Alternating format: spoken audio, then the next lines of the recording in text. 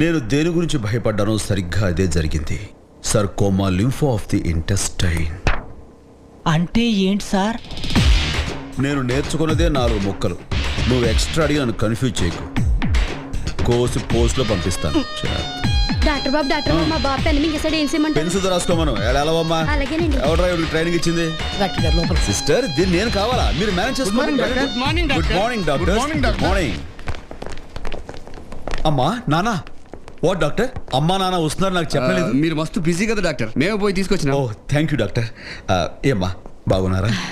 మేం బాగున్నావురా, నువ్వెలా ఉన్నావు? నాకేమ్మా, నేను చాలా హ్యాపీగా ఉన్నాను. ఈ డాక్టర్ అట్లా అంటాడు గానీ పొద్దుకల పేషెంట్ల గురించి ఆలోచిస్తాడు.